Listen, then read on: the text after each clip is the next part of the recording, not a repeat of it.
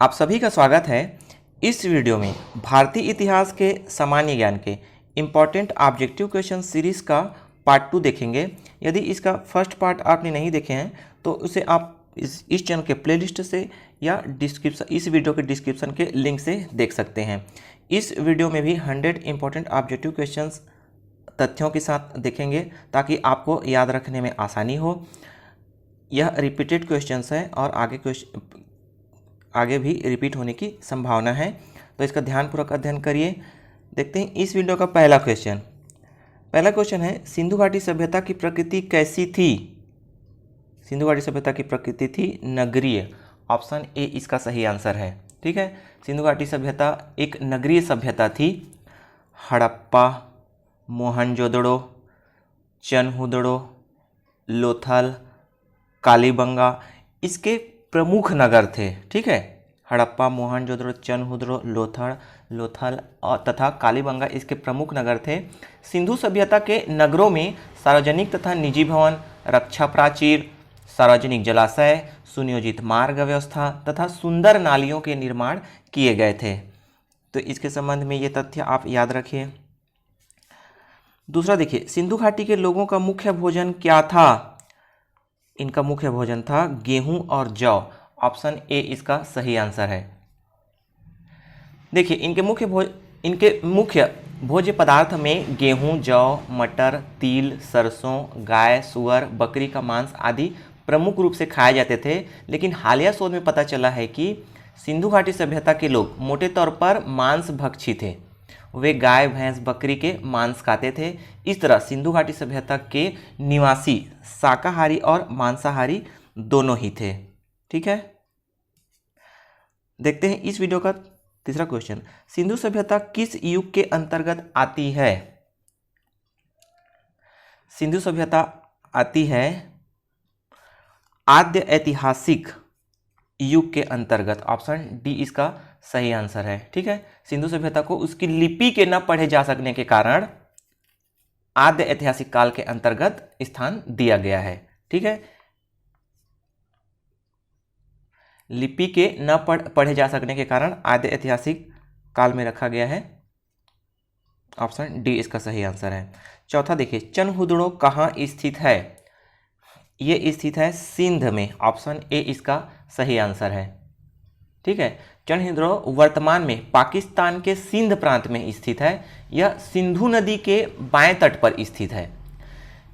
यहाँ से प्रमुख रूप से मनके बनाने का कारखाना, कांस्य गाड़ी, वक्राकार ईंट, लिपस्टिक, बिल्ली का पीछा करते हुए कुत्ते आदि के साक्ष्य क्या है प्राप्त हुए हैं। ठीक है, अभी ये क्या है? पाकिस्तान के सिंध प्रांत में है। ठीक है, पांचवा देखिए, गुप्त वंश का प्रतीक चिन्ह क्या है? गुप्त वंश का प्रतीक चिन्ह है गरुड़। ऑप्शन डी इसका सही आंसर है। छठवां देखिए, महात्मा गांधी को मलंग बाबा किसने कहा था? मलंग बाबा कहा था कबायलियों ने। ऑप्शन डी इसका सही आंसर है। ठीक है, वर्ष 1930 के सविनय अवज्ञा आंदोलन के समय, ठीक है, सविनय अवज्ञा आंदोलन के समय कबायलियों द्वारा गांधी को मलंग बाबा संबोधित किया गया था। कई जगहों पर खान अब्दुल गफ्फार खां बताया गया है। ठीक है, कि मलंग बाबा इनको कहा गया है, जो कि गलत है। खान अब्दुल गफ्फार खां ने महात्मा गांधी को किसी भी उपनाम से संबोधित नहीं किया है। ठीक है, ध्यान रखिएगा, ये मलंग बाबा कबायलियों द्वारा ये संबोधित किया गया है। सातवां देखिए, गोत्र का स्थान, गोत्र का अर्थ क्या होता है? गोत्र का अर्थ होता है गोष्ठ। ऑप्शन बी इसका सही आंसर है। ठीक है, गोत्र का अर्थ गोष्ठ होता है, यानी वह स्थान जहां पूरे गोत्र का गोधन रखा जाता है। कालांतर में एक ही मूल पुरुष से उत्पन्न व्यक्ति एक गोत्र के कहे जाने लगे। प्रारंभ में गोत्र की अवधारणा ब्राह्मणों के लिए थी और कुछ वर्षों में गोत्र से इतर विवाह करने की प्रथा उनके सामाजिक तथा राजनीतिक प्रभाव में वृद्धि करने में सहायक रही। ठीक है, तो गोत्र के संबंध में ये अतिरिक्त फैक्ट आप याद रखिए। देखते हैं आठवां क्वेश्चन, सप्त क्रांति का समाजवादी विचार किसके द्वारा प्रस्तावित था? सप्त क्रांति का समाजवादी विचार किसके द्वारा प्रस्तावित था? तो ये राम मनोहर लोहिया द्वारा। ऑप्शन ए इसका सही आंसर है। देखते हैं 9वां क्वेश्चन। सेना को वेतन देने की प्रणाली का विधान किसने किया? सेना को वेतन देने की प्रणाली का विधान अलाउद्दीन खिलजी ने किया। ऑप्शन सी इसका सही आंसर है। ठीक है, सेना को वेतन देने की प्रणाली का विधान अलाउद्दीन खिलजी ने किया। यहाँ सैनिकों को वेतन देने का संबंध नकद वेतन से है। ठीक है, नकद वेतन से है। सैनिकों को नकद वेतन देने की प्रथा की शुरुआत करने वाला पहली सुल्तान अलाउद्दीन खिलजी था। अलाउद्दीन खिलजी खिलजी वंश के संस्थापक जलालुद्दीन खिलजी का भतीजा और दामाद था। आपने देखा है वो मूवी पद्मावत, है ना? जलालुद्दीन का भतीजा था ये अलाउद्दीन खिलजी। अलाउद्दीन खिलजी ने राज्य को पाने की चाह में साल 1296 में अपने चाचा जलालुद्दीन की हत्या कर दी थी और दिल्ली में स्थित बलबन के लाल महल में अपना राज्याभिषेक संपन्न करवाया। कहा जाता है कि खिलजी के हरम में करीब 70,000 आदमी, औरतें और बच्चे शामिल थे। ठीक है, आपने वो पद्मावत मूवी में देखा है। तो अपने चाचा को मार देते हैं, है ना, और अपने गद्दी पे क्या है कब्जा कर लेते हैं। 10वां देखिए, पहला गोलमेज सम्मेलन कब हुआ था? पहला गोलमेज सम्मेलन हुआ था 12 नवंबर 1930 को। ऑप्शन ए इसका सही आंसर है। ठीक है, पहला गोलमेज सम्मेलन 12 नवंबर 1930 में आयोजित किया गया, जिसमें देश के प्रमुख नेता शामिल नहीं हुए। इसी कारण अंततः यह बैठक निरर्थक साबित हुई। ठीक है, क्योंकि इसमें कांग्रेस ने भाग नहीं लिया था, तो इसे क्या है, निरर्थक माना गया। यह आधिकारिक तौर पर जॉर्ज पंचम ने 12 नवंबर 1930 को प्रारंभ किया। इसकी अध्यक्षता ब्रिटेन के प्रधानमंत्री रेमजे मैकडोनाल्ड ने की। ठीक है, और ये कब से कब तक चला था? 12 नवंबर 1930 से 19 जनवरी 1931 तक चला था पहला।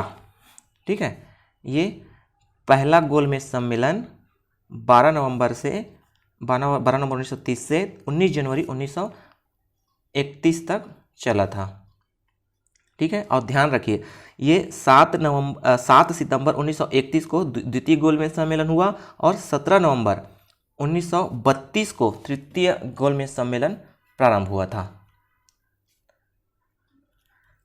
देखते हैं 11वां, कलिंग नरेश खारवेल का संबंध किस राजवंश से था?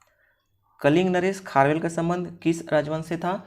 तो इसका संबंध था चेदी वंश से। ऑप्शन ए इसका सही आंसर है। ठीक है, कलिंग का चेदी शासक खारवेल भारतीय इतिहास के महानतम सम्राटों में से एक था। ठीक है, ओडिशा प्रांत के भुवनेश्वर से 3 मील की दूरी पर स्थित उदयगिरी पहाड़ी की हाथी गुफा से उसका एक बिना तिथि का अभिलेख प्राप्त हुआ है। इसमें खारवेल के बचपन, शिक्षा, राज्याभिषेक तथा राजा होने के बाद से 13 वर्षों तक के शासनकाल की घटनाओं का क्रमबद्ध विवरण दिया हुआ है। यह अभिलेख खारवेल का इतिहास जानने का एकमात्र स्रोत है। ठीक है, तो ये अतिरिक्त फैक्ट आप याद रखिए। ठीक है, देखते हैं 12वां, बॉम्बे प्रेसिडेंसी एसोसिएशन की स्थापना किसने की? तो फिरोज शाह मेहता इन्होंने की, बदरुद्दीन तैयब जी ये भी शामिल थे, केटी तेलंग ये भी शामिल थे। तो उपयुक्त सभी ने, ऑप्शन डी इसका सही आंसर है। देखिए 1885 में बम्बई एसोसिएशन नामक एक संस्था बनाई गई, लेकिन उसे विशेष सफलता प्राप्त नहीं हुई। तत्पश्चात इन तीनों ने मिलकर, ठीक है, फिरोज शाह मेहता, बदरुद्दीन तैयब जी और केटी तेलंग ने इसके स्थान पर बॉम्बे प्रेसिडेंसी एसोसिएशन की स्थापना की। पहले क्या था? बम्बई एसोसिएशन था, इसके स्थान पर बॉम्बे प्रेसिडेंसी एसोसिएशन की स्थापना की, जिसने कुछ समय के लिए राजनीतिक एकीकरण की दिशा में प्रशंसनीय कार्य किया। इस संस्था ने सरकारी पद पर भारतीयों की नियुक्ति करने तथा सिविल सेवा परीक्षा भारत में आयोजित कराने की मांग की। ठीक है, देखते हैं 13वां। 1875 में इंडियन लीग की स्थापना किसने की? 1875 में इंडियन लीग की स्थापना की शिशिर कुमार घोष ने। ऑप्शन बी इसका सही आंसर है। ठीक है, बंगाल देखिए, बंगाल के कुछ प्रगतिशील व्यक्तियों द्वारा 1875 में एक नवीन संगठन इंडियन लीग की स्थापना की गई, जिसका उद्देश्य भारतीयों में राष्ट्रीय भावना को बढ़ावा देना तथा उनमें राजनीतिक चेतना फैलाना था। ठीक है, कांग्रेस की स्थापना से पूर्व भारत में कई राष्ट्रीय संगठनों की स्थापना हो चुकी थी, जिनका उद्देश्य अपने अपने क्षेत्रों में भारतीय राजनीति को नई दिशा देना था। उन्हीं में से एक संस्था यह थी इंडियन लीग। देखते हैं 14वां। बंगाल ब्रिटिश इंडिया सोसाइटी की स्थापना किसने की? यह है बंगाल ब्रिटिश इंडिया सोसाइटी। इसकी स्थापना की है जॉर्ज थॉमसन ने। ऑप्शन बी इसका सही आंसर है। ठीक है, और इसका प्रमुख उद्देश्य इसका क्या था? अंग्रेजों के अधीन भारत के लोगों की वास्तविक दशा के बारे में जानकारी प्राप्त करना और उनका विस्तार करना और लोगों में राष्ट्रवादी भावना को प्रोत्साहित करना था। ठीक है, देखते हैं 15वां। भारत में सबसे भयानक अकाल कब पड़ा? ये पड़ा था 1943 का अकाल। ऑप्शन ए इसका सही आंसर है। ठीक है, भारत में सबसे भयानक अकाल 1943-44 में पड़ा था। यह विश्व के इतिहास की सबसे बड़ी आपदाओं में से एक है। इस आपदा में 30 लाख लोगों ने भूख से तड़प कर अपनी जान गंवाई थी। ये दूसरे विश्व युद्ध का समय था। ग्रामीण भारत में खाने पीने की चीज़ें उपलब्ध नहीं होने के कारण लोग भूखे मर रहे थे। लोग कोलकाता, ढाका जैसे बड़े शहरों में खाने और आश्रय की तलाश में पहुंचने लगे, लेकिन वहां न खाना था न रहने की जगह। इसलिए लोग कुत्ते बिल्लियों के जैसे संघर्ष करते ताकि कुछ खाने को मिल जाए। यह एक प्राकृतिक आपदा न होकर मानव निर्मित आपदा थी। ग्रामीण इलाकों में खाद्य पदार्थ सिर्फ इसलिए नहीं थे क्योंकि फसल बर्बाद हो गई थी, बल्कि इसलिए भी क्योंकि अनाज को एक जगह से दूसरी जगह नहीं जाने दिया जा रहा था। वहीं ब्रिटिश अधिकारी और मध्यम वर्ग भारतीय अपने क्लबों और घरों पर गुलछल्ले उड़ा रहे थे। 1942 के आखिर में और 1943 की शुरुआत में वायसराय लिनलिथगो, बंगाल के राज्यपाल जॉन हर्बर्ट और भारत के ब्रिटिश सेना के कमांडर इन चीफ जनरल और यहाँ तक कि दक्षिणी पूर्वी एशिया के ब्रिटिश सेना के supreme commander lord Louis Mountbatten ने बंगाल के लिए लंदन से खाद्य आयात करने के लिए अनुरोध किया था और सेना से ग्रामीणों को राहत सामग्री वितरित करने का आदेश दिया था। ठीक है, ये फैक्ट आप याद रखिए, इसके संबंध में और भी क्वेश्चंस बन सकते हैं। देखते हैं 16वां। 1943 का बंगाल अकाल में किस वायसराय ने राहत सामग्री वितरित कराई? तो ये लॉर्ड लिनलिथगो। ऑप्शन सी इसका सही आंसर है। ठीक है, लॉर्ड लिनलिथगो ने राहत सामग्री वितरित कराई थी। 17वां देखिए, अखिल भारतीय राष्ट्रीय कांग्रेस की प्रथम महिला अध्यक्ष कौन थी? ये थी एनी बेसेंट। ऑप्शन सी इसका सही आंसर है। 18वां देखिए, इंडियन रिपब्लिक आर्मी का गठन किसने किया था? इंडियन रिपब्लिक आर्मी का गठन सूर्य सेन ने किया था। ऑप्शन ए इसका सही आंसर है। बुलंद दरवाज़ा किसने बनाया था? 19वां देखिए, बुलंद दरवाज़ा अकबर ने बनवाया था। ऑप्शन सी इसका सही आंसर है। कई बार पूछा गया क्वेश्चन है। अकबर की गुजरात विजय के स्मारक स्वरूप बुलंद दरवाजे का निर्माण किया गया। ठीक है, गुजरात विजय के स्मारक के स्वरूप बुलंद दरवाजे का निर्माण कराया गया था। सिकंदरा में अकबर का मकबरा है। शाहजहां के काल को मुगल स्थापत्य का स्वर्ण काल भी कहा जाता है। शाहजहां ने आगरा की जामा मस्जिद, ताजमहल, मयूर सिंहासन, जहांगीर का मकबरा आदि बनवाया है। देखिए 20वां, आदि शंकराचार्य का जन्म कहाँ हुआ? इनका जन्म हुआ केरल में। ऑप्शन बी इसका सही आंसर है। 21वां देखिए, एलोरा में गुफाओं तथा शैलकृत मंदिरों का संबंध किससे है? एलोरा में गुफाओं तथा शैलकृत मंदिरों का संबंध किससे है? हिंदुओं, बौद्धों तथा जैनियों से। ऑप्शन डी इसका सही आंसर है। 22वां देखिए, किस युद्ध में पहली बार तोपों का उपयोग किया गया था? तो ये किया गया था पानीपत का प्रथम युद्ध। ऑप्शन ए इसका सही आंसर है। ठीक है, पानीपत का प्रथम युद्ध में पहली बार तोपों का उपयोग किया गया था।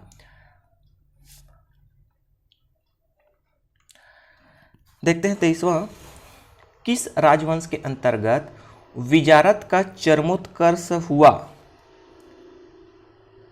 तो ये हुआ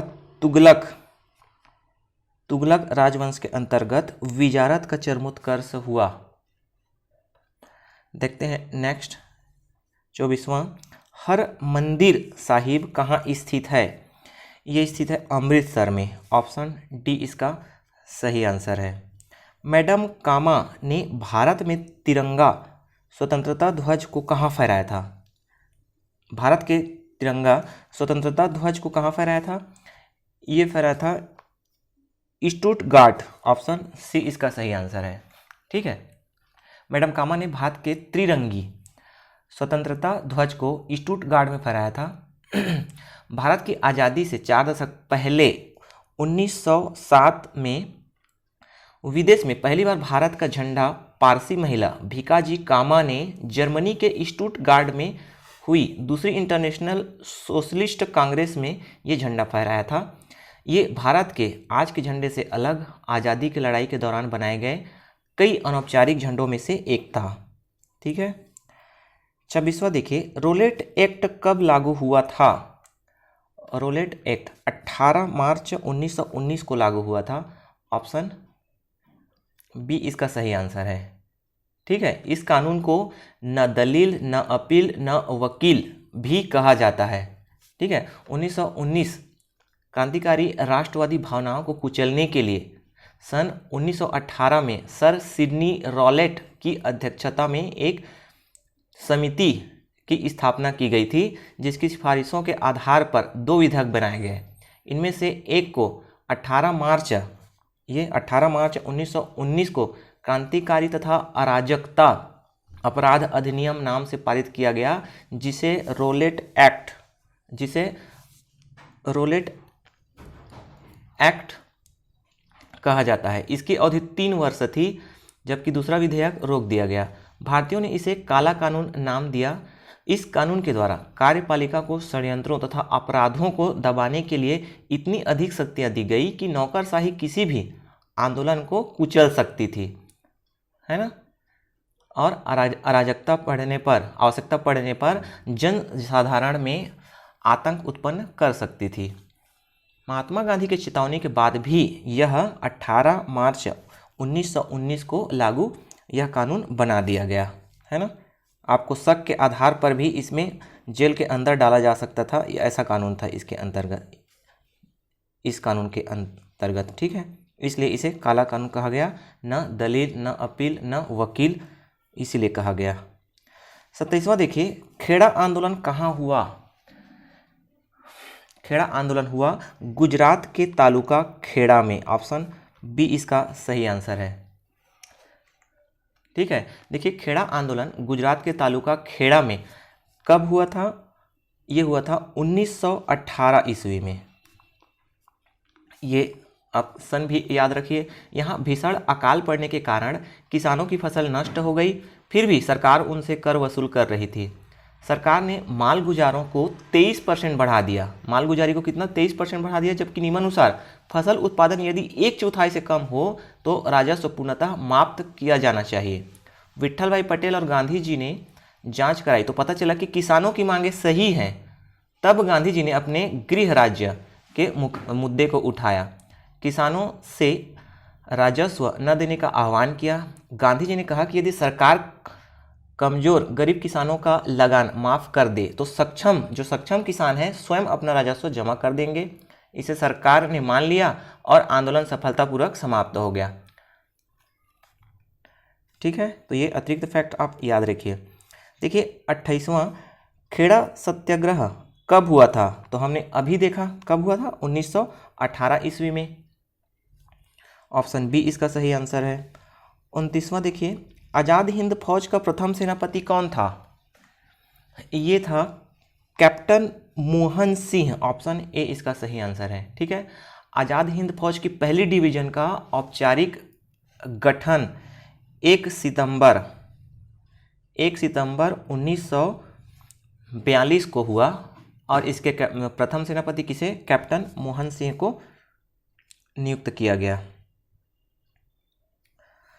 30वां देखिए अहमदाबाद मिल मजदूर आंदोलन कब हुआ था, ये हुआ था 15 मार्च 1918 को। अहमदाबाद मिल मजदूर आंदोलन 15 मार्च 1918 को हुआ था। यह आंदोलन अहमदाबाद में कपड़ा मिल मालिकों और मजदूरों के मध्य था। ठीक है, उनके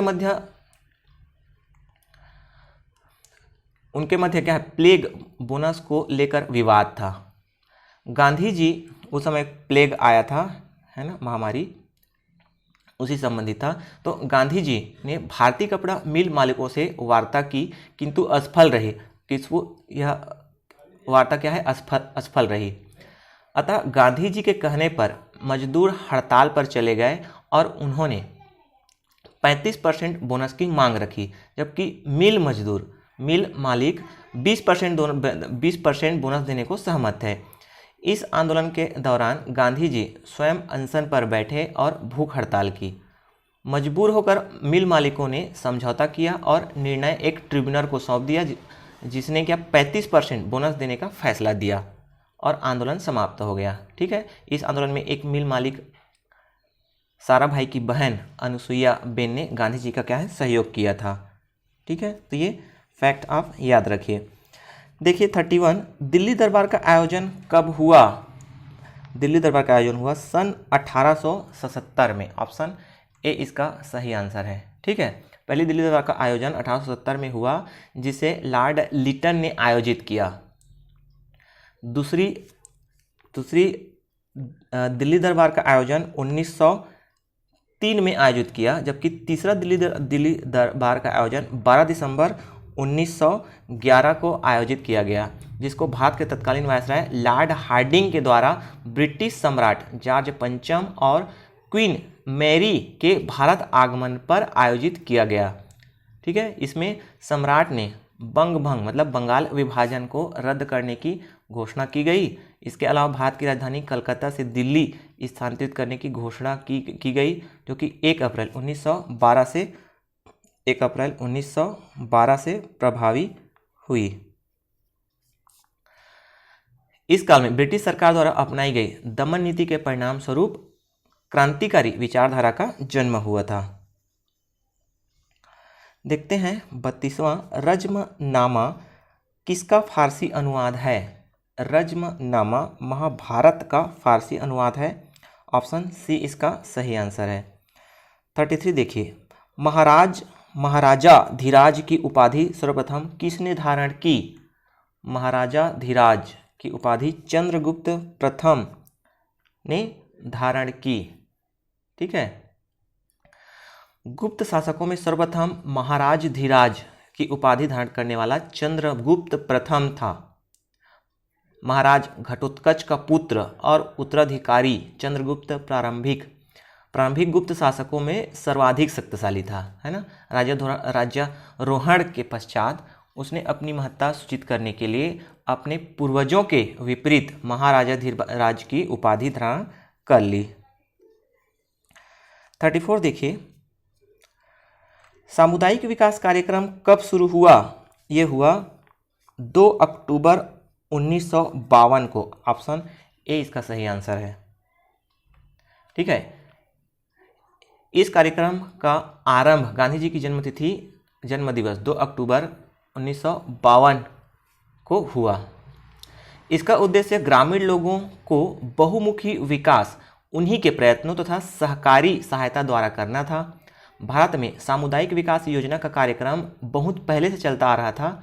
पहली पंचवर्षीय योजना में यह कार्यकाल केवल 248 ब्लॉकों में इसको लागू किया गया था, जिसे 1964 में चरणबद्ध तरीके से पूरे देश में लागू कर दिया गया। देखिए 35, वर्ष 1946 में गठित अंतरिम कैबिनेट की अध्यक्षता किसने की? वर्ष 1946 में गठित अंतरिम बैठक की अध्यक्षता ये की थी पंडित जवाहरलाल नेहरू ने। ऑप्शन बी इसका सही आंसर है। 36वां देखिए, सिराजुद्दौला कहाँ का नवाब था? सिराजुद्दौला बंगाल का नवाब था। ऑप्शन ए इसका सही आंसर है। देखिए, तत्वबोधिनी सभा की स्थापना किसने की थी? ये की थी देवेंद्रनाथ टैगोर ने। ऑप्शन डी इसका सही आंसर है। ठीक है, देखिए राजा राममोहन राय के विचारों को आगे बढ़ाने के लिए देवेंद्रनाथ टैगोर ने कलकत्ता में 1839 में तत्वबोधिनी सभा की स्थापना की। इस सभा का उद्देश्य धार्मिक विषयों पर चिंतन तथा उपनिषदों के सार का प्रसार करना था। इसमें ईश्वरचंद्र विद्यासागर और अक्षय कुमार दत्त शामिल हुए। बांग्ला भाषा में प्रकाशित तत्वबोधिनी पत्रिका इस सभा का मुख्य पत्र था, है ना। शुरू में इसका नाम रक्तरंजिनी सभा था और यह ब्रह्म समाज से टूटकर अलग हुए कुछ लोगों द्वारा स्थापित एक संघ था। बाद में इसका नाम तत्वबोधिनी सभा कर दिया गया। ठीक है, और 1859 में पुनः इस सभा का विलय ब्रह्म समाज में कर दिया गया। तो ये तथ्य भी आप याद रखिए। 38 देखिए, सिराजुद्दौला की हत्या किसने की? सिराजुद्दौला की हत्या की मोहम्मद अली बेग ने। ऑप्शन बी इसका सही आंसर है। 39 देखिए, मार्को पोलो किस लिए विख्यात है? मार्को पोलो चीन, भारत और एशिया की यात्रा करने के लिए विख्यात है। ऑप्शन बी इसका सही आंसर है। 40 देखिए, गुट निरपेक्षता का मूल रूप से क्या अभिप्राय है? गुट निरपेक्षता का मूल रूप से अभिप्राय है शक्ति गुटों के प्रति तटस्थता। ऑप्शन बी इसका सही आंसर है। 41 देखिए, पुनर्जागरण शब्द का अर्थ क्या है? इसका अर्थ है तर्क, प्रबोधन एवं खोज काल। ऑप्शन डी इसका सही आंसर है। देखिए 42, शीत युद्ध का अभिप्राय क्या है? शीत युद्ध आपने न्यूज़ में सुना है, शीत युद्ध। तो शीत युद्ध है पूर्व और पश्चिम के बीच तनाव, है ना, पूर्व और पश्चिम के बीच तनाव। देखिए इसके बारे में, शीत युद्ध का अभिप्राय वर्ष 1947 से 1991 तक पूर्वी ब्लॉक एवं पश्चिमी ब्लॉक के देशों के बीच तनाव से है। पश्चिमी ब्लॉक के देशों एवं सहयोगियों का नेतृत्व अमेरिका कर रहा था, है ना। पश्चिमी ब्लॉक के देशों एवं सहयोगियों का नेतृत्व अमेरिका कर रहा था, जबकि पूर्वी ब्लॉक के देशों का नेतृत्व सोवियत संघ, मतलब ये होगा यूएसए और रूस, है ना, यूएसए और रूस कर रहा था। सरल शब्दों में कहें तो द्वितीय विश्व युद्ध के बाद के काल में संयुक्त राज्य अमेरिका और रूस के बीच उत्पन्न तनाव की स्थिति को शीत युद्ध के नाम से जाना जाता है। कुछ इतिहासकारों द्वारा इसे शस्त्र सज्जित शांति का नाम भी दिया गया है।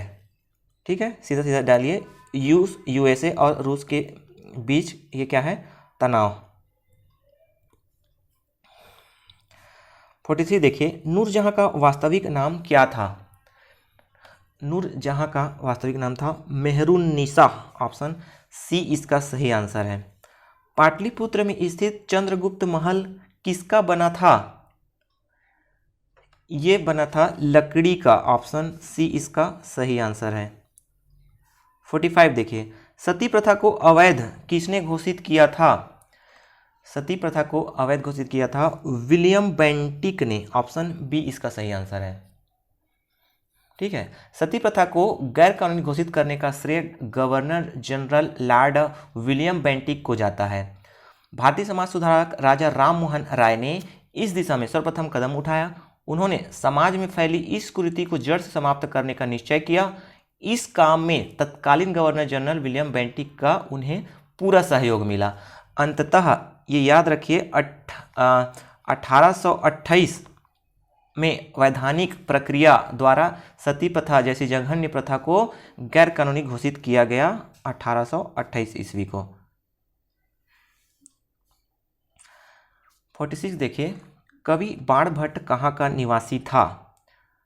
कवि बाणभट्ट ये पाटलिपुत्र का निवासी था। ऑप्शन ए इसका सही आंसर है। 47 देखिए, किस सुल्तान ने बेरोजगारी को रोजगार दिलाया? बेरोजगारों को रोजगार दिलाया तो ये फिरोज शाह तुगलक ने। ऑप्शन सी इसका सही आंसर है। ठीक है, कुछ इतिहासकार फिरोज शाह को धर्मांध और असहिष्णु शासक मानते हैं, परंतु उसने बेरोजगारों को रोजगार दिलाने में कई महत्वपूर्ण कार्य किए हैं। फिरोज शाह तुगलक ने हिसार, फिरोजाबाद, जौनपुर, फिरोजपुर नगरों को बसाया है। ठीक है, कौन कौन से शहर? हिसार, फिरोजाबाद, जौनपुर, फिरोजपुर और इन नगरों को। 48 देखिए, सल्तनत काल में भू राजस्व का सर्वोच्च ग्रामीण अधिकारी कौन था? सल्तनत काल में भू राजस्व का सर्वोच्च ग्रामीण अधिकारी चौधरी था। ऑप्शन ए इसका सही आंसर है। 49 देखिए, अलाई दरवाजा का निर्माण किसने करवाया था? अलाई दरवाजा का निर्माण अलाउद्दीन खिलजी ने करवाया था। ऑप्शन सी इसका सही आंसर है। 50 देखिए, हुमायूं नामा के लेखक कौन था? हुमायूं नामा के लेखक गुलबदन बेगम। ऑप्शन सी इसका सही आंसर है। 51 देखिए, पानीपत की तीसरी लड़ाई में मराठा को किसने हराया? पानीपत की तीसरी लड़ाई में मराठा को अफगानों ने हराया। ऑप्शन बी इसका सही आंसर है। ठीक है, पानीपत की तीसरी लड़ाई 1761 में अफगान आक्रमणकारी अहमद शाह अब्दाली और पुणे के सदाशिवराव भाऊ पेशवा के मराठों के बीच लड़ा गया है ना। पानीपत की तीसरी लड़ाई का हुई है 1761 ईस्वी में। किसके किसके बीच में? अहमद शाह अब्दाली और सदाशिव भाऊ पेशवा के मराठों के बीच लड़ा गया। यह लड़ाई अहमद शाह अब्दाली ने सदाशिवराव भाऊ को हराकर जीत ली थी और यह हार इतिहास में मराठों की सबसे बुरी हार थी। ठीक है, आपने देखा है मूवी पानीपत, पानीपत नाम की इस पर मूवी भी बनी है। ठीक है, जिसमें अर्जुन कपूर, संजय दत्त और कृति सेनन है। देखते हैं 52, मध्यकाल में सर्वप्रथम भारत से व्यापार संबंध स्थापित करने वाले थे तो कौन थे? ये पुर्तगाली थे। ऑप्शन डी इसका सही आंसर है। ठीक है, मध्यकाल में सर्वप्रथम भारत से व्यापार संबंध स्थापित करने वाले पुर्तगाली थे। भारत में व्यापार करने के लिए आने वालों में पुर्तगाली सर्वप्रथम थे। वास्को डी गामा जो कि एक पुर्तगाली था, 1498 में ही भारत कहाँ? कालीकट पहुँच गया था। इसके बाद क्रमशः डच, है ना, डच आए 1595-98 ईस्वी में। उसके बाद अंग्रेज 1600 ईस्वी में और फ्रांसीसी 1664 ईस्वी में आए। ठीक है, तो सबसे पहले कौन आए? पुर्तगाली, पुर्तगाली के बाद डच, डच के बाद अंग्रेज, अंग्रेज के बाद फ्रांसीसी। ठीक है, तो ये आप याद रखिए। 53 देखिए, आगरा नगर की स्थापना किसने किया था? ये किया था सिकंदर लोदी। ऑप्शन बी इसका सही आंसर है। राजा जय सिंह ने प्रथम वेधशाला जंतर मंतर कहाँ स्थापित की? ये की जयपुर में। ऑप्शन ए इसका सही आंसर है, जंतर मंतर जयपुर। जयपुर के राजा जय सिंह ने अपने शासनकाल में अनेकों वेधशालाओं का निर्माण कराया। इनमें मुख्य थी जयपुर की वेधशाला, उज्जैन की वेधशाला, मथुरा की वेधशाला, बनारस की वेधशाला।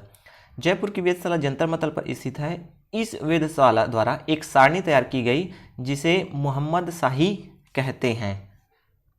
ठीक है, मोहम्मद शाही। 55 देखिए, किस मुगल शासक का मकबरा भारत में नहीं है? तो किसका नहीं है? बाबर का नहीं है। ऑप्शन डी इसका सही आंसर है। ठीक है, औरंगजेब का है, जहांगीर का है, हुमायूं का है। देखिए, बाबर का मकबरा भारत में स्थित ना होकर कहाँ है? अफगानिस्तान में। अफगानिस्तान की राजधानी काबुल में बनाया गया था। जहांगीर का मकबरा लाहौर में है।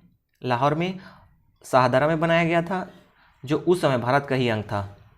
हुमायूं का मकबरा दिल्ली में बनाया गया है ना।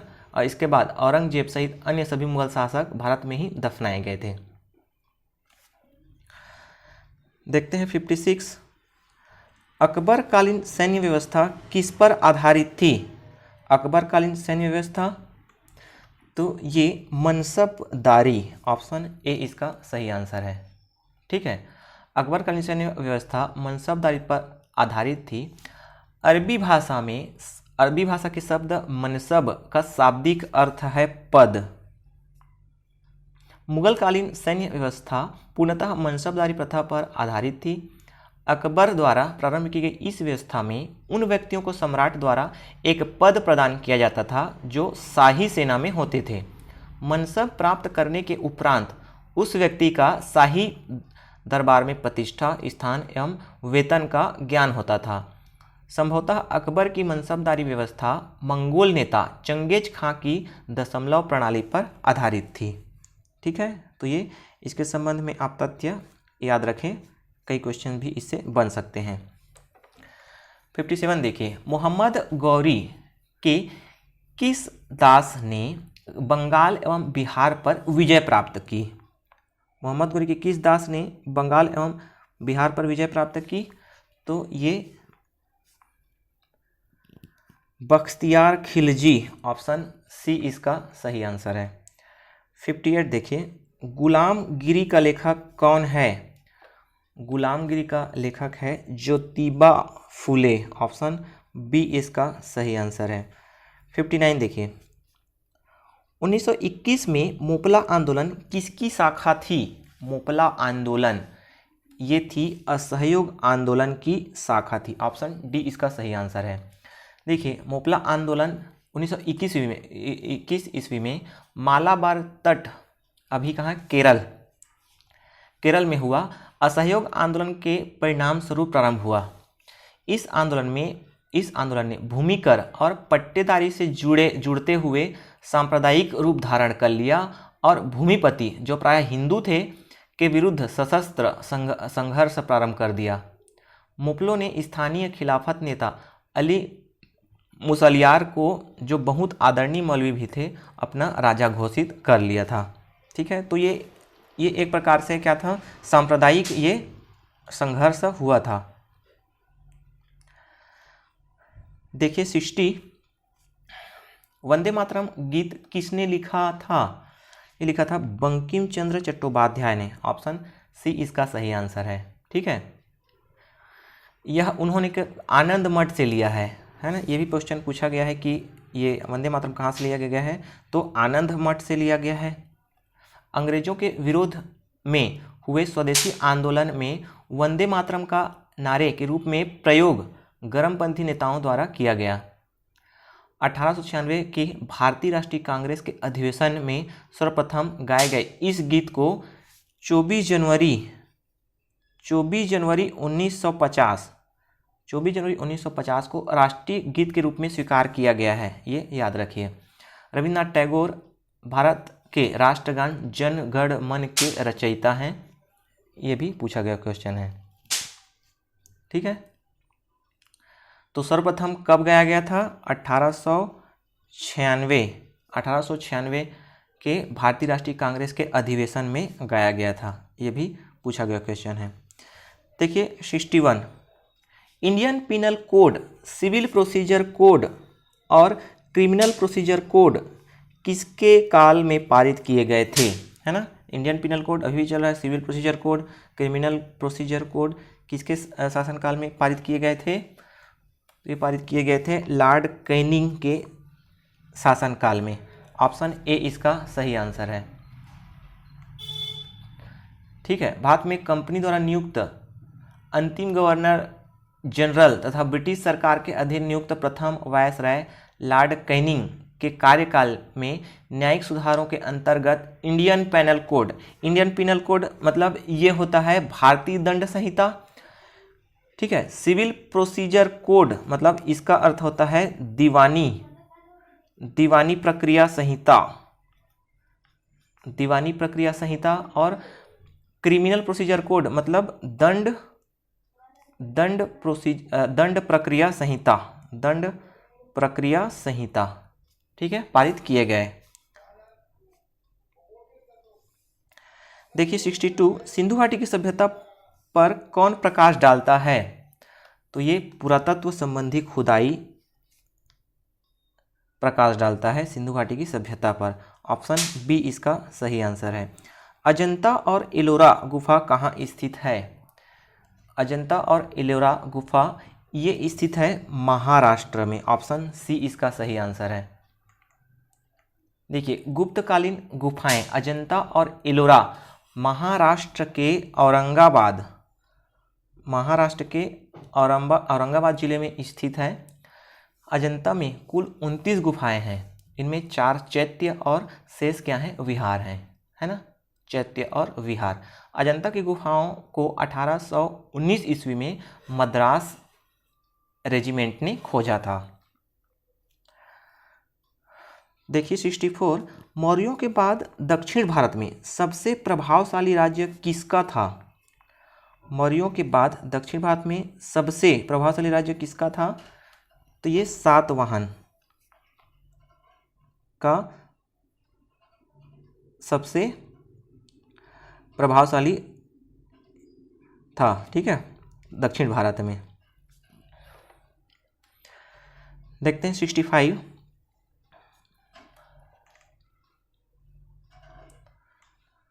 महात्मा गांधी को सर्वप्रथम राष्ट्रपिता किसने कहा? तो ये कहा सुभाष चंद्र बोस ने। ऑप्शन डी इसका सही आंसर है। ठीक है, यह नाम उन्होंने 1944 को आज़ाद हिंद फौज रेडियो पर बोलते हुए यूं दिया, भारत की स्वाधीनता का आखिरी युद्ध शुरू हो चुका है। राष्ट्रपिता, भारत की मुक्ति के पवित्र युद्ध में हम आपका आशीर्वाद और शुभकामनाएं चाहते हैं। ठीक है, ये उन्होंने रेडियो पर बोला कि भारत की स्वाधीनता का आखिरी युद्ध शुरू हो चुका है। राष्ट्रपिता, है ना, महात्मा गांधी को कहकर इन्होंने संबोधन किया कि भारत की मुक्ति के पवित्र युद्ध में हम आपका आशीर्वाद और शुभकामनाएं चाहते हैं। तो सुभाष चंद्र बोस ने पहली बार कहा। देखिए 66, पूना पैक्ट किससे संबंधित था? ये संबंधित था दलित वर्ग से। ऑप्शन ए इसका सही आंसर है। ठीक है, देखिए रेमजे मैकडोनाल्ड के सांप्रदायिक पंचाट, है ना, इंग्लिश में कम्युनल अवार्ड बोलते हैं, की घोषणा के समय गांधी जी पूना के यरवदा जेल में थे। गांधी जी इसके विरोध में 20 सितंबर 1932 से जेल में आमरण अनशन पर बैठ गए। अनशन के कारण उनका स्वास्थ्य काफ़ी तेजी से गिरने लगा। ठीक है, मदन मोहन मालवीय, राजेंद्र प्रसाद, पुरुषोत्तम दास, राजगोपालाचारी के प्रयासों से गांधी जी और अंबेडकर के मध्य 26 सितंबर 1932 को एक समझौता हुआ, जिसे पूना समझौता या पूना पैक्ट के नाम से जाना जाता है। देखिए 67, व्यक्तिगत सत्याग्रह का दूसरा सत्याग्रही कौन था? व्यक्तिगत सत्याग्रह का दूसरा सत्याग्रही ये था जवाहरलाल नेहरू। ठीक है, जबकि प्रथम सत्याग्रह कौन थे? विनोबा भावे थे। प्रथम सत्याग्रही विनोबा भावे और दूसरा व्यक्तिगत सत्याग्रही जवाहरलाल नेहरू थे।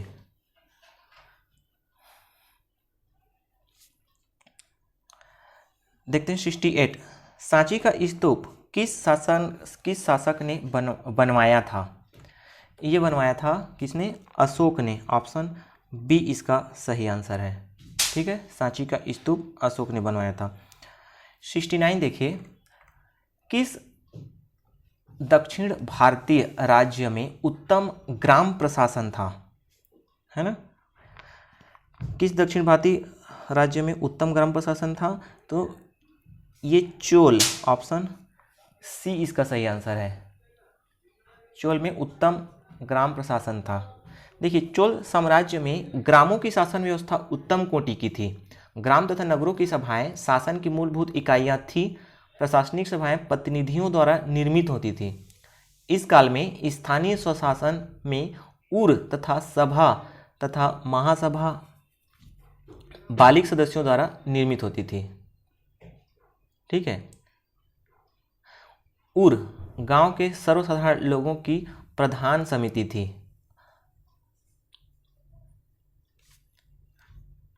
देखते हैं 17वां, जनरल डायर को किसने मारा था? जनरल डायर को उधम सिंह ने मारा था। ऑप्शन सी इसका सही आंसर है। देखिए क्यों मारा था। भारतीय स्वतंत्रता संग्राम के इतिहास में 13 अप्रैल, है ना, 13 अप्रैल 1919, 13 अप्रैल 1919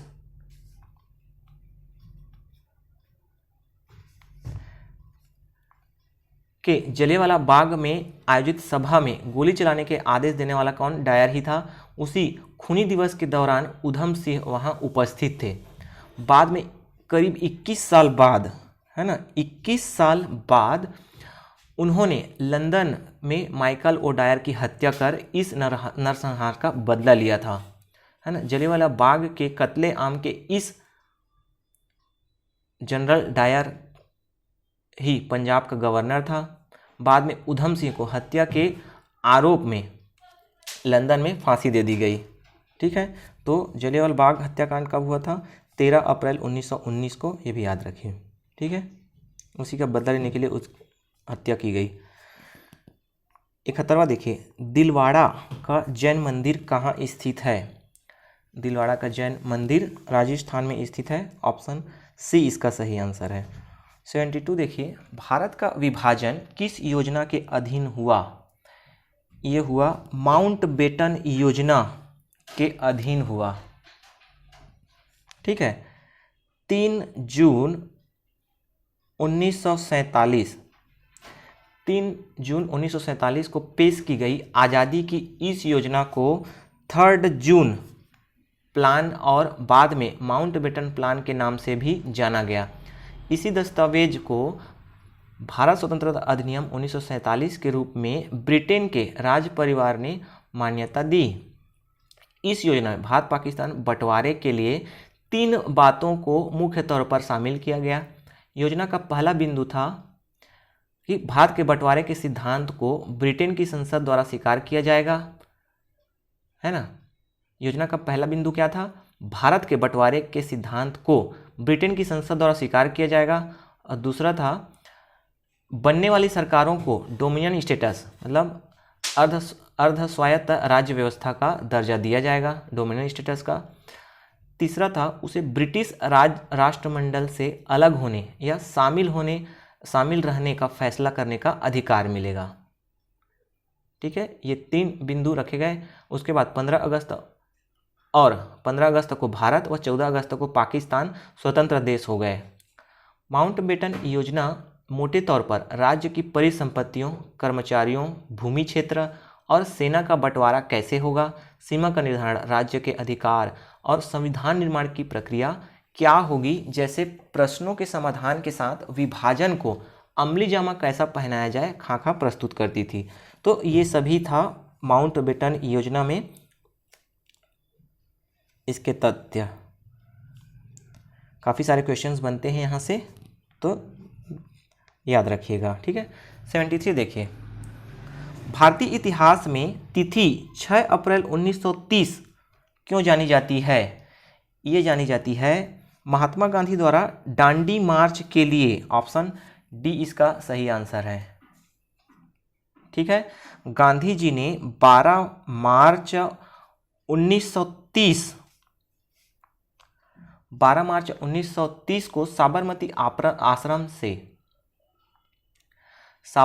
आश्रम से सविनय अवज्ञा आंदोलन में अपने चुने हुए 78 अनुयायियों के साथ प्रारंभ किया।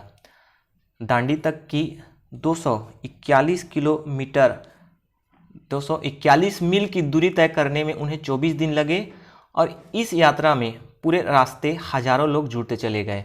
उन्होंने दांडी में समुद्र के किनारे 6 अप्रैल 1930 को नमक बनाकर, है ना, प्रारंभ की 12 मार्च को, और 6 अप्रैल 1930 को नमक बनाकर अंग्रेजी कानून की अवज्ञा की। दरअसल भारत के भीतर नमक बनाने और उसकी बिक्री पर ब्रिटिश सरकार की मनमानी कर वसूली के खिलाफ सविनय अवज्ञा आंदोलन को शुरू किया गया था। 6 अप्रैल 1930 को गांधी जी ने कच्छ भूमि में समुद्र तल से एक मुट्ठी नमक उठाया। इस मुट्ठी भर नमक से गांधी ने अंग्रेजी हुकूमत को जितना सशक्त संदेश दिया था उतना मजबूत सशक्त शायद शब्दों से नहीं दिया जा सकता था। ठीक है, ये थी दांडी मार्च की कहानी।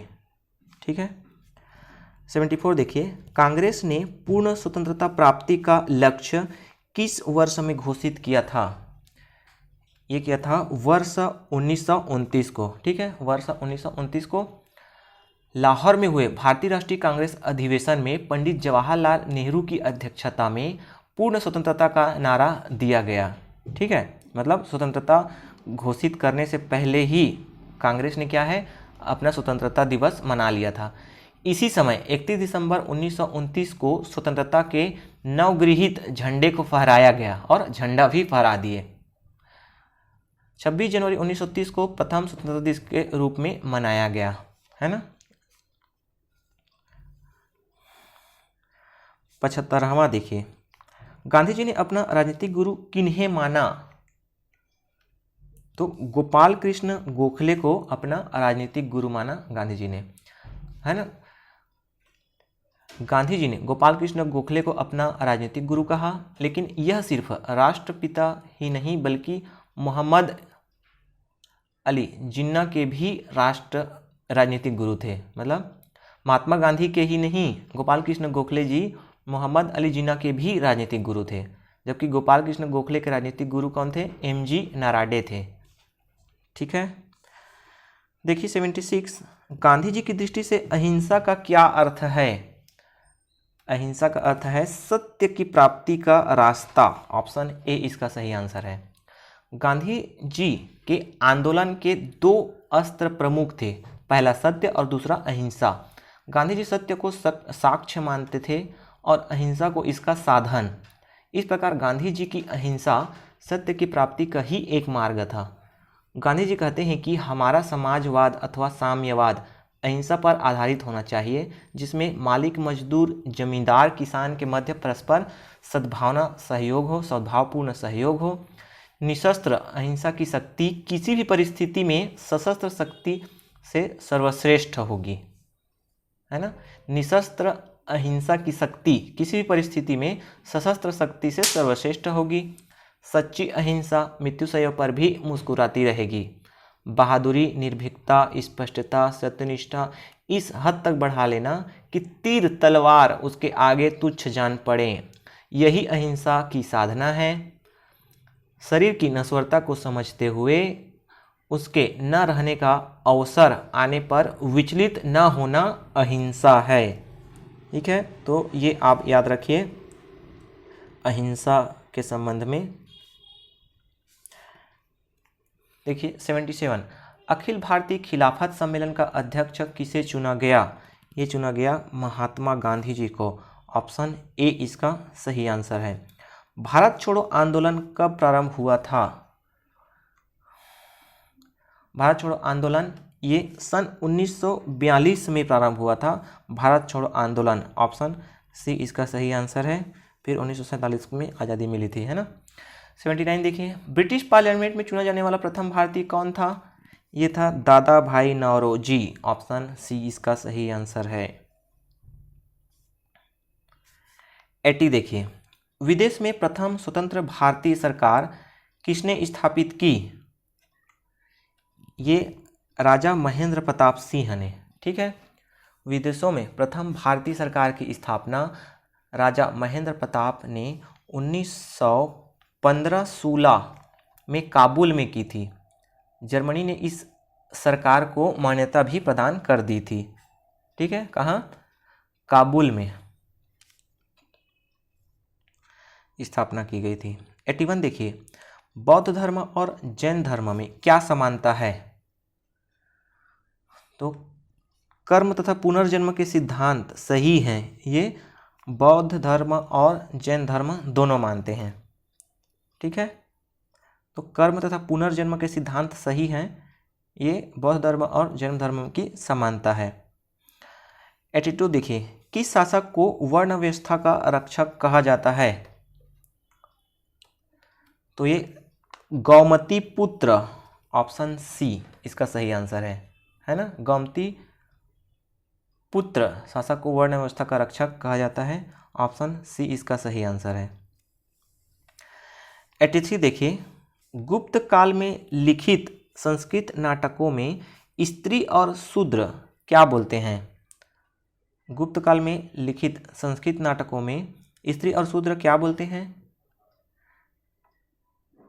ये बोलते हैं प्राकृत। ऑप्शन बी इसका सही आंसर है। चोल प्रशासन की मुख्य विशेषता क्या थी? ये थी ग्राम प्रशासन की स्वायत्तता। ऑप्शन बी इसका सही आंसर है। ठीक है, चोल प्रशासन की मुख्य विशेषता क्या थी? ग्राम प्रशासन की स्वायत्तता। 85 देखिए, जैन दर्शन के अनुसार दृष्टि की रचना एवं पालन पोषण कैसे हुआ है ना। सृष्टि की रचना और पालन पोषण कैसे हुआ है? तो ये हुआ है सार्वभौमिक आत्मा से। सार्वभौमिक आत्मा से हुआ है, ऐसा मानना है जैन दर्शन का। देखिए 86, गुप्त काल के चित्रांकन का दूसरा उदाहरण कहाँ है? गुप्त काल के चित्रांकन का दूसरा उदाहरण बाघ गुफाएं। ऑप्शन ए इसका सही आंसर है। 87 देखिए, बोधिसत्व पद्मपाणि का चित्र कहाँ है? बोधिसत्व पद्मपाणि का चित्र कहाँ है? तो ये है अजंता। ऑप्शन ए इसका सही आंसर है, अजंता में। 88 देखिए, सिकंदर के हमले के समय उत्तर भारत पर किस राजवंश का शासन था? सिकंदर के हमले के समय उत्तर भारत पर किस राजवंश का शासन था?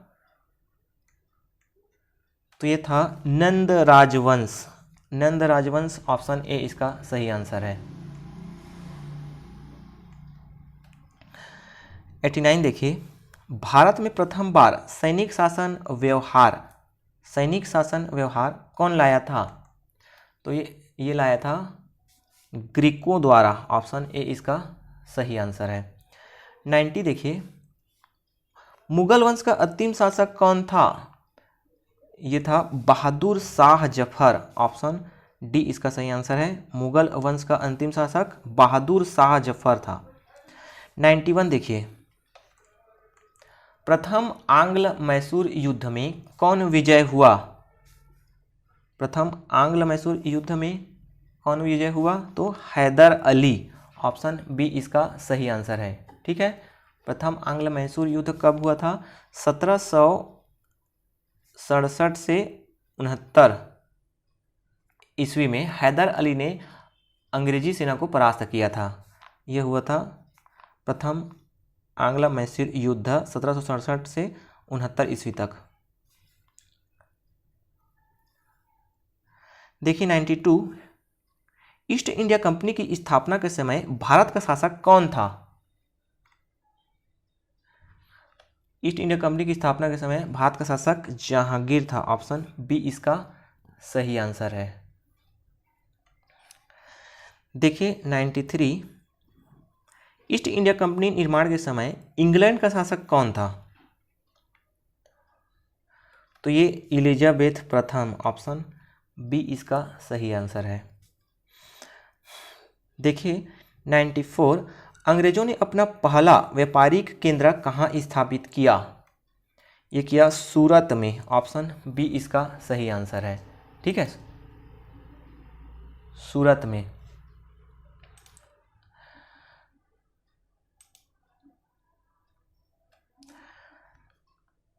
देखते हैं 95, कर्नाटक युद्ध किसके बीच हुआ था? कर्नाटक युद्ध हुआ था अंग्रेजों एवं फ्रांसीसियों के बीच। ऑप्शन डी इसका सही आंसर है। 96 देखिए, प्रारंभ में ब्रिटिश इंडिया कंपनी का लक्ष्य क्या था? प्रारंभ में ब्रिटिश ईस्ट इंडिया कंपनी का लक्ष्य क्या था? व्यापार, भूभाग नहीं। केवल व्यापार करने आए थे ईस्ट इंडिया कंपनी, भूभाग पर कब्जा करने नहीं आए थे।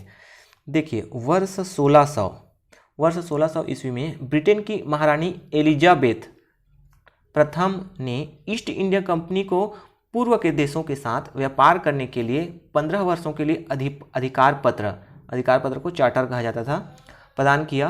कंपनी का प्रारंभिक उद्देश्य भूभाग नहीं बल्कि व्यापार करना था, है ना, ट्रेड बट नॉट लैंड। देखते हैं 97, भारत में ईस्ट इंडिया कंपनी की सफलता का राज क्या था? भारत में ईस्ट इंडिया कंपनी की सफलता का राज क्या था?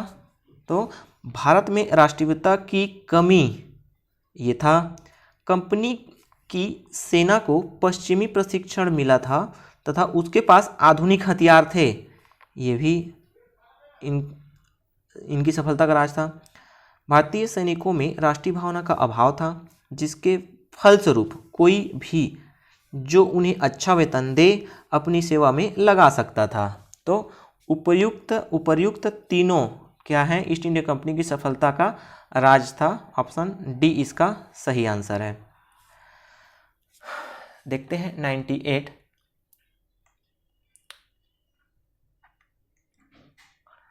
अमर नायक प्रणाली क्या थी? अमर नायक प्रणाली एक प्रमुख राजनीतिक नवाचार। ऑप्शन ए इसका सही आंसर है। ठीक है, एक प्रमुख राजनीतिक नवाचार था अमर नायक प्रणाली। देखते हैं 99, किताब उल हिंद किस भाषा में लिखी गई है? किताब उल हिंद ये लिखी गई है अरबी भाषा में। ऑप्शन ए इसका सही आंसर है। देखते हैं 100, 1931 के कराची अधिवेशन में मौलिक अधिकारों का ड्राफ्ट किसने तैयार किया था? 1931 के कराची अधिवेशन में मौलिक अधिकारों का ड्राफ्ट जवाहरलाल नेहरू ने तैयार किया था। ऑप्शन ए इसका सही आंसर है। ठीक है दोस्तों, यह इस वीडियो का अंतिम क्वेश्चन था। यदि यह वीडियो हेल्पफुल लगा तो लाइक करें, चैनल पर पहली बार आए हैं तो सब्सक्राइब अवश्य कर लें, ताकि ऐसे ही यूज़फुल वीडियो आपको मिलते रहें। इसका नेक्स्ट पार्ट भी बहुत जल्द आपको मिल जाएगा। चैनल पर आपको दूसरे सब्जेक्ट के वीडियो भी अपलोडेड हैं, वे मिल जाएंगे, तो चैनल के प्लेलिस्ट से या फिर डिस्क्रिप्शन के लिंक से देख सकते हैं। वीडियो को अंत तक देखने के लिए धन्यवाद।